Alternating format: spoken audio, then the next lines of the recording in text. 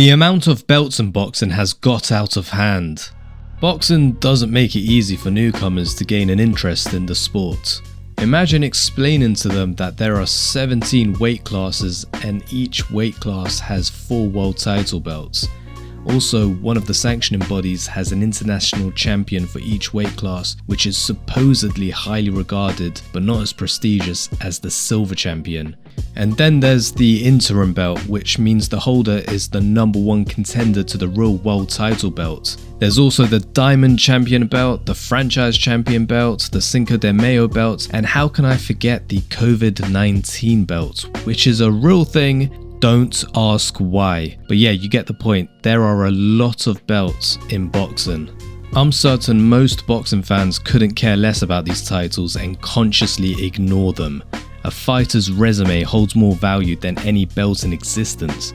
Sure, there is something grandiose and pretentious about seeing a fighter completely covered in multicolored leather belts, but when you unpack what a boxing belt should symbolize, you discover that it has lost so much meaning and credibility over the years. Now, as previously mentioned, there are 4 major world title belts in boxing. Each of these world title belts are governed by one of the 4 major sanctioning bodies, who are responsible for establishing rules, assign judges and referees, and award championship belts, which they enjoy doing a little too much. These bodies being the WBA, WBC, IBF, and WBO. The WBA is the OG of these sanctioning bodies and introduced the first major boxing belt back when it was known as the National Boxing Association. It mainly focused on sanctioning fights in North America, however they had aspirations to expand across the world, thus rebranding themselves as the World Boxing Association. For several decades, the WBA sanctioned the only major world title until the WBC came along. You see, the WBA faced numerous corruption allegations which put their credibility into question. To address these issues, the World Boxing Council was established. It was established by representatives from 11 countries including the US and Mexico. Ironically, the WBC would eventually be involved in its own corruption controversies and arguably became the worst offender of this video's topic among the sanctioning bodies. However, the WBC's introduction stemmed from a desire to clean up the messy state of the sport at the time.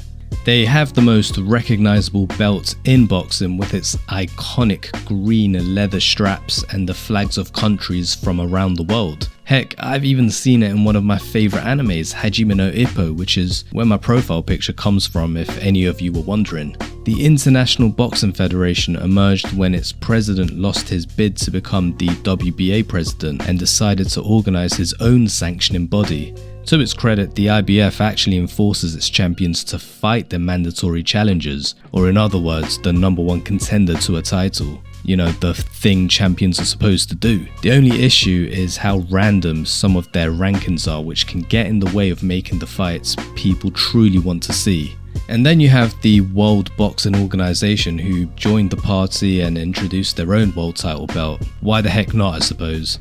There is also the Ring Magazine belt, which, while I'm not the biggest fan of its design, it is highly regarded in the boxing community.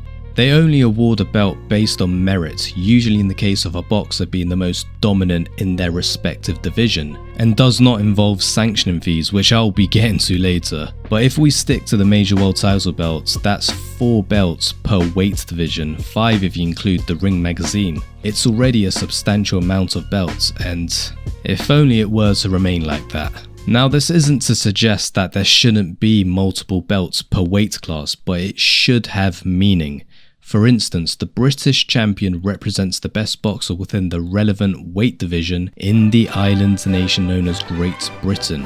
And as someone from the UK, I can quite honestly say the British title holds some prestige over here, at least amongst those that follow British boxing, as it's considered one of the first steps in a fighter's quest to become a world champion, and some of these British title fights have produced some cult classics increasing the belt's prestige and value. The same cannot be said for the WBA Intercontinental title or the WBC International title. What is even the difference between these two? You're not going to have someone look up who the current champions for these belts are because they don't mean anything. And then you have the WBA having two versions of their world title belts in the regular and super champions. This occurs if a WBA champion holds one or more of the other sanctioning body's world title belts, promoting them to a super champion, and so the regular champion belt becomes vacant, meaning the creation of yet another belt. If you look at the UFC, they have a single champion per weight division,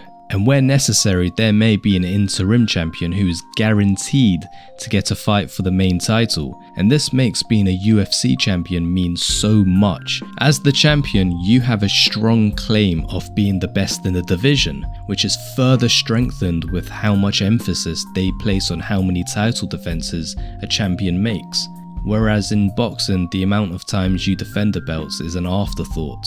Because there are so many damn belts, practically everyone has a title or is a champion of something. Remember when Jake Paul was literally handed an honorary belt by the WBA and politely rejected their proposal? This proves how ridiculous these alphabet bodies are. When everyone becomes a champion, no one is a champion. So the question is, why do these sanctioning bodies create so many stupid belts for practically no competitive reason? It's simple: money. Whenever a title is at stake in a fight, the relevant sanctioning bodies can add sanctioning fees for the belt to be put on the line. This comes out of the promoter's pocket and, well, the promoters have to cut costs somewhere. So in most cases the fighter earns less for a fight, and the more belts that are on the line, the more sanctioning fees placed on a fighter's purse. So despite the fighters doing all the hard work in the gym, putting their body through hell to make weight, and then risk their lives on fight night, they have to pay these sanctioning bodies a percentage of their fight purse to be recognized as champion. And if they refuse, they are certain to not only be stripped as champion, but removed from the organization's rankings, which is where these corruption claims towards these sanctioning bodies stem from. I can tolerate having 4 belts per weight division. It's pretty cool seeing a fighter chase all 4 belts to gain the universal acclaim of being the best in a weight division. However, these secondary titles and pointless belts hurt the main 4 world title belts' credibility and are just a symbol of financial greed that further complicates an already complex sport. As for what can be done to clean up this mess created by these alphabet bodies, well, I'm surprised fighters and promoters haven't worked together to strip away the power these sanctioning bodies have. They could form a union to refuse to fight for these nonsense belts or ensure the sanctioning fees help improve the sport and fighters' well-being. But history and tradition has such a stronghold on boxing that I can't see this happening anytime soon. Who knows, perhaps the Saudi influence to boxing can bring a positive change.